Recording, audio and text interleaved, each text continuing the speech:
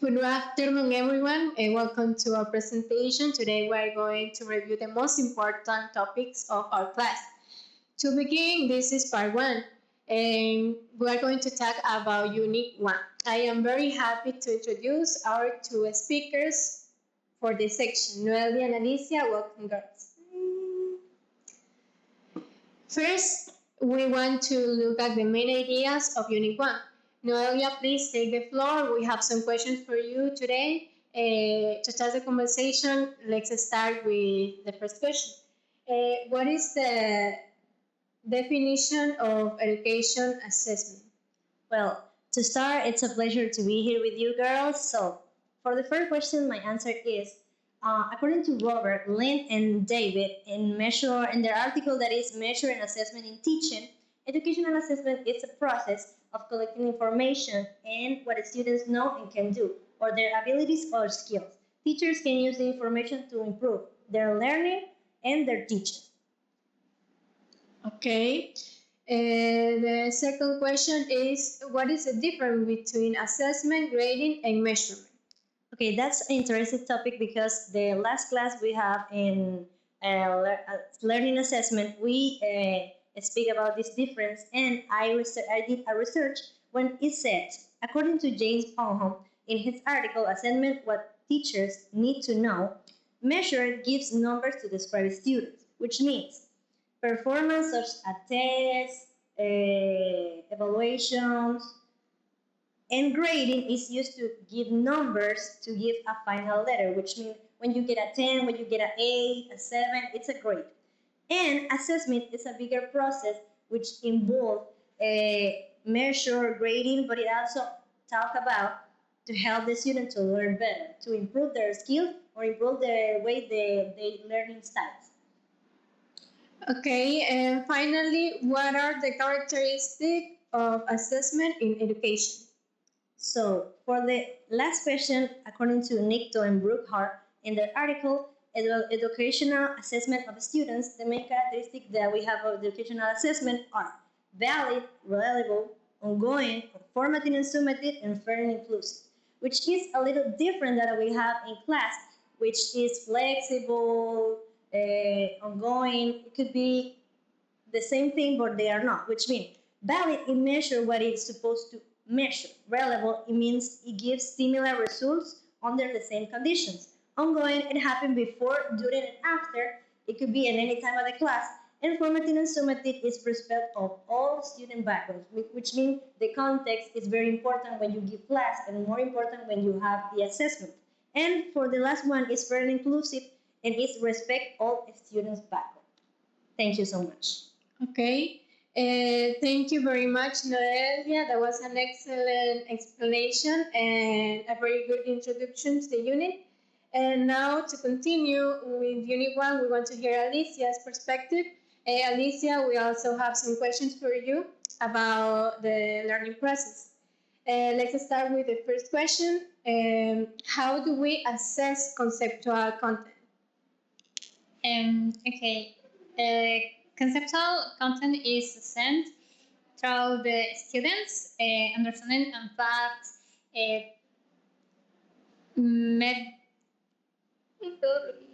concepts and theories. This means that students should not only memorize information, but also understand and connect ideas with previous knowledge. According to Benjamin Bloom, in his taxonomic educational objectives, published in 1956, learning involves developing skills such as comprehension, analysis, and critical thinking. For this reason, conceptual content can be assessed through tests, presentation, oral questions, debates, or information analysis. Okay, the second question is how do we assess procedural content? Procedural content is related to knowing how to do, meaning the practical skill and process students develop during learning. This type of content is assessed through practice and demonstration of abilities using activities such as projects, experiments, problem solving tasks, and model or practical exercise. In addition, Michael scribed in his work about formative and summative evaluation explained that assessments should help identify strengths and areas for improvement within the educational process. Okay, and finally, how do we assess attitudinal content? Um, attitudinal content, is mainly assessed uh, through observation of students' behavior and attitudes in the classroom. Teachers analyze aspects such as participation, responsibility, respect, values, and interaction with classmates. They also consider how students feel, and act during the learning process.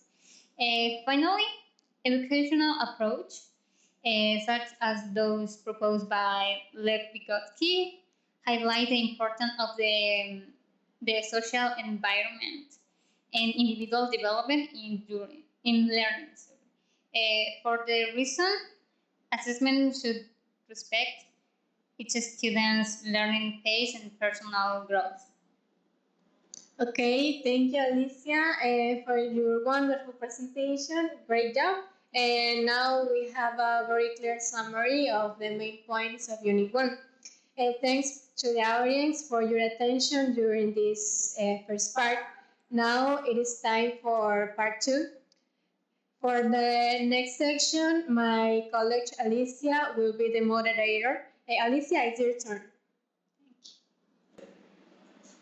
Thank you, Ariana. Welcome everyone to part 2 for our presentation. In this section, we are going to talk about Unit 2, learning and teaching process in educational assessment.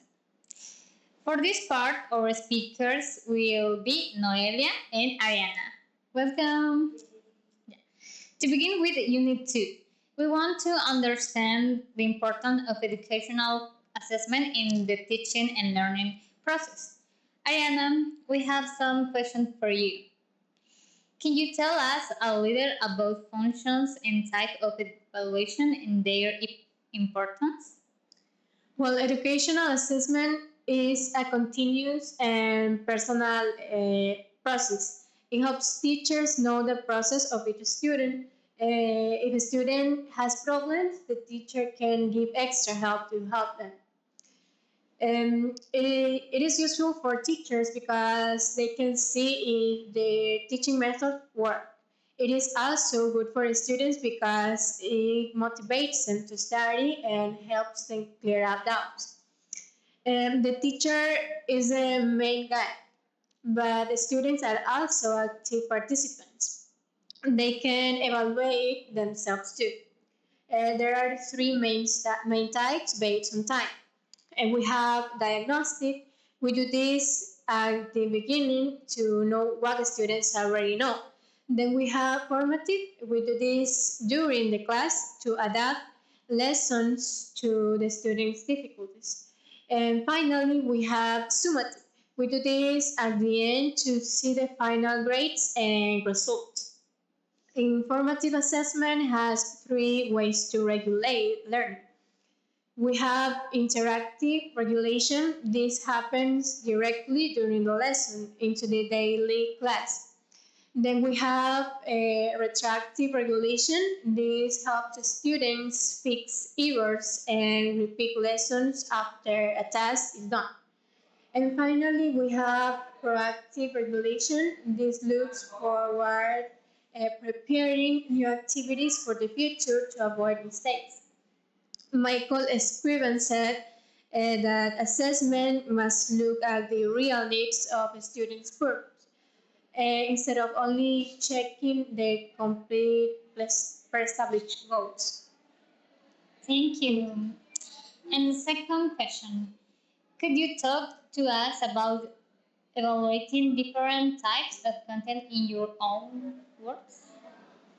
We need to use different activities to evaluate the students because they learn different things. We assess three areas.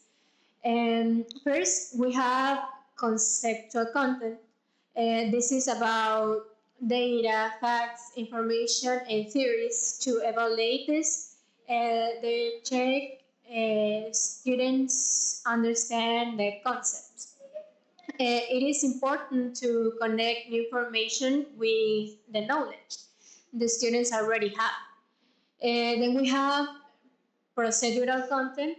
This is about practice and skills. It includes manual works, using tools, drawing, and also mental actions like organizing information or solving problems. To evaluate this, teachers use practical demonstrations, checklists, and real-time observation. And then we have attitudinal content. This is about values, feelings, and how students behave. To evaluate this, teachers observe their students' actions and listen to their comments.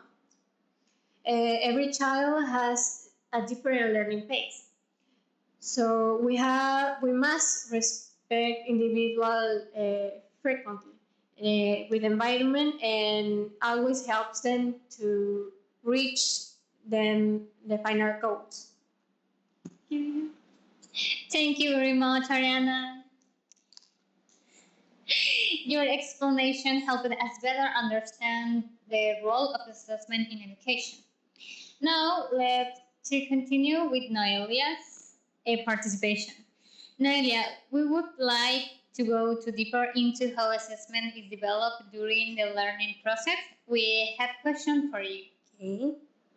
The question number one is, what are the most important moments of assessment? Okay. Hi everyone.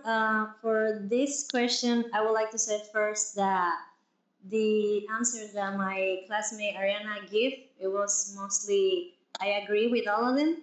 And this question goes along with a lot of I'm going to say, which is according to Paul Black and Dylan Wilson in their article Developing Theory as Formatting Assessment, the most important part of the assessment is not just one moment, it's the three moments of the class, which means it's before teaching, that is diagnostic, during teaching, that is formative, that is the one that my classmate was talking about, and the last one that is after teaching, which is summative, when we get to the part that is grading and measuring. For not to go further to again with the diagnostic assessment and formative assessment, I'm going to let that slide because my friend over here said all of the things I wanted to say. So that would be it. For me, the three parts of the class are the most important during assessment. Interesting information. Okay, the second question is, what tools or activities can be used to assess students? Okay, that's an interesting question because last class we have some explanations and concepts that our teacher gave us that is that tools are very important to during methodology.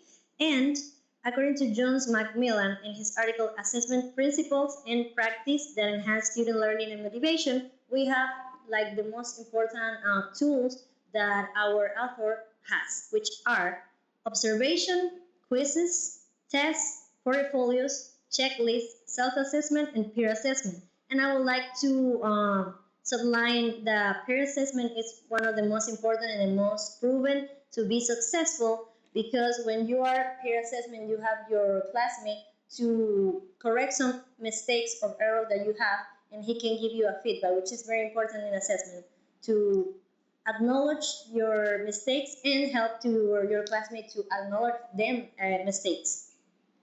Okay, and why it is important to consider each student's learning pace during assessment? Okay, this is a very interesting topic because when we are going to be teachers and in the future we should know that not all students learn to the same pace.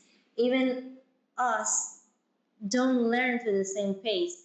I can learn more faster, but that doesn't mean that my classmate has to learn to the same pace. Here we have a research that is from Carol Ann Tomlinson in her article that it says differentiated classroom responding to needs of the learner, which is very important because the needs of the student that they have, we have to learn to develop them and try to achieve that they doesn't have problems with learning. So it's important because the students learn at different speeds. That we know that. But some students needs more time to understand some topics, or they need the help to the teacher to learn better. Some of the students doesn't need that help, and maybe that makes to the teacher to think that okay, if that kid doesn't learn faster, maybe I have to let them go to the side and doesn't pay attention to them, which is very unfair and makes to the student feel frustrated and receive maybe low grades, and that doesn't help at all. Thank you, Noelia, for your excellent explanation. Now we have a clear understanding of how assessment works within the teaching and learning process. We also learned that every student has a different learning pace, and assessment should respect those differences while helping students achieve their educational goals. Thank you, everyone, for your attention during the second part of our podcast. Bye.